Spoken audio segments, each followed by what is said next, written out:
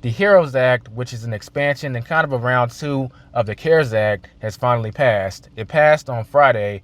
I told myself I was not going to cover any speculation news because there's been all kinds of articles about this could happen or that could happen, but I wouldn't cover it until we had some concrete. And for those of y'all that don't know, the HEROES Act stands for Health and Economic Recovery Omnibus Emergency Solutions. And can I say that's a lot to say? I'm pretty sure I butchered the name in there somewhere, but it does make me wonder, how did they come up with these acronyms, and then it just happens to just fit right with what they came up with. But that's me rambling. In this video, we're going to be going into how elements of the HEROES Act affect you specifically individually, and it is a lot in this act, so I'm not going to cover it all in this video, but the shortened version is it covers an expansion of unemployment, another round of stimulus checks, with expansions covering people that didn't get covered before, as well as some type of hazard pay, which they call premium pay for essential workers, which I believe is long overdue.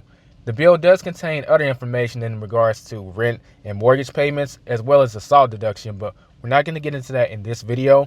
We're going to focus on the unemployment, the premium pay, and the second round of stimulus checks, as well as who's eligible for them. So let's get into it.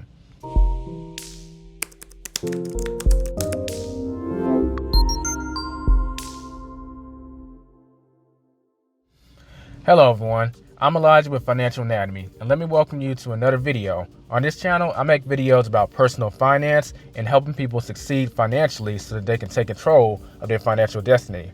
Lately, I've been covering these acts in regards to the virus, which I won't mention, or these acts and bills are the after effect of that. So if you're interested in that, you'll want to definitely subscribe, like the video, as it helps a lot and is much appreciated. Y'all probably noticed I'm not in my set. It's still getting work done, so we got to do this video in the car, but it's all good. We're going to get the information to you and get this done. So first thing you want to know is this bill is huge. It's over 1,800 pages, okay? And I'm going to have it linked in the description if you ever want to look through it. But I'm going to cover how it's going to be affecting individual people, and I'm not going to be covering how it's affecting like governments and rent and mortgage payments. That's going to be saved for another video. We'll be covering unemployment, the stimulus checks, and the premium pay, which will affect essential workers. So without further ado, let's get into it. So the bill in total is actually worth $3 trillion, which in itself is just insane. That really shows how much work has been put into this bill and how much money will be reflowing back into the economy. When it comes to the second round of stimulus checks, you can think of it as an expansion of the CARES Act, which popped off the first stimulus check, which means if you got the first stimulus check, you're going to get this one. But they made adjustments so that it's more wide mainstream so that everyone's going to get it. That means the income requirements as far as who gets these benefits is largely the same except for with expansions. For instance, in the previous stimulus check, a person would get $500 extra for every dependent that they file on the tax return. Under the new HEROES Act, a person will actually get $1,200 for every dependent that they filed on their tax return, and what's considered a dependent has been expanded upon as well. So previously, only really children applied as far as dependents go, but now a dependent is considered anyone that you file on your tax return. So that means that goes for college students as well as adults. So putting that in perspective, let's use a real world example. Let's say you have Jane and John who are married and they have 3 children that are in college but living with them. They're claiming them as dependents. So that means that house could get $1,200 per person, which comes out to be $6,000, which definitely isn't bad, right? It's also important to note that according to the HEROES Act, these checks or deposits, depending on how it's going to get distributed, will be exempt from creditors taking it. That means that the moment the stimulus checks hits your account, you're not obligated to immediately give it to your creditors, or they can't just immediately take it out of your bank accounts if they have access to your account. As far as the income requirements, it's largely the same as the CARES Act, with that being that if you make over $75,000, the amount starts to trickle down, meaning if you make over $99,000, you won't get any money. It trickles down $5 for every $100 you make over $75,000. If you want to know a little more about the income requirements, you can watch my first video linked in the card now, which explains the CARES Act, because this is just expanding on that.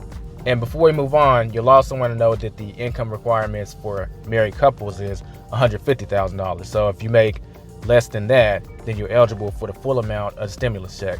So recapping, $75,000 for individuals, less than $75,000 you'll get the check, and for married couples, it's $150,000. As far as people are concerned, the biggest difference between the CARES Act and the HEROES Act is that people who were not eligible to get a stimulus check for the CARES Act, they can get it with this HEROES Act that has been passed. So for those of y'all that don't remember, President Trump caught a lot of slack because people who were married to someone who didn't have a social security card or social security number, they didn't get a stimulus check under the CARES Act. But that's been addressed in the HEROES Act, so that even if you're married with someone that doesn't have a social security number, you will still get your stimulus check. Coming up next, we'll talk about unemployment benefits. They have been expanded upon in a big way, as we probably already knew it was coming because no one really sees the economy getting back to the way it's supposed to be by July 31st, which is how long it was supposed to last. So the unemployment insurance, which is the extra $600 per week, has actually been expanded to go to January 31st, 2020. Previously, it was going to expire on July 31st. So assuming that you're still on unemployment, it will last until January 31st of next year. The 13 weeks of additional unemployment insurance, which was part of the CARES Act, still applies here, which means that by default that gets expanded. So if we're being real technical, you can technically be drawing unemployment until around March of next year.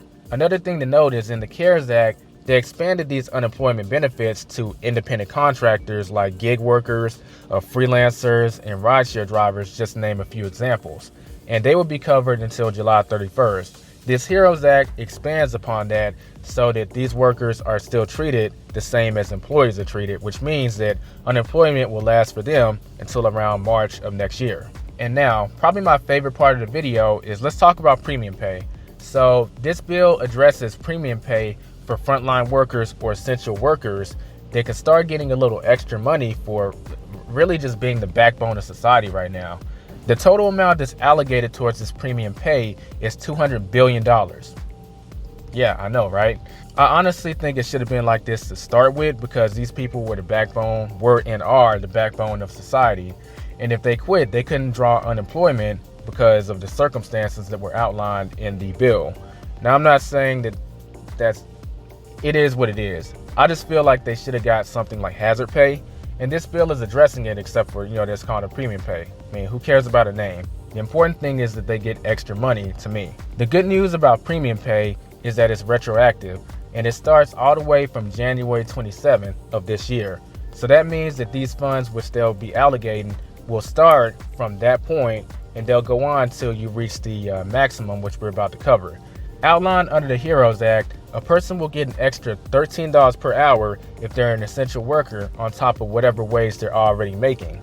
This doesn't mean that you can just rack up hours though. It maxes out at $10,000 per person. So that turns out to be about 5 months of pay if a person is working 40 hours a week. To show how this would play out if you're an essential worker, we'll use an example. I actually have a friend who is a patient care technician, which is an essential job. She gets paid around $15 per hour, and under this new HEROES Act, technically from January 27 up until when she reaches the maximum peak that she can be paid, which is $10,000, she would be making $28 per hour. Not bad, right?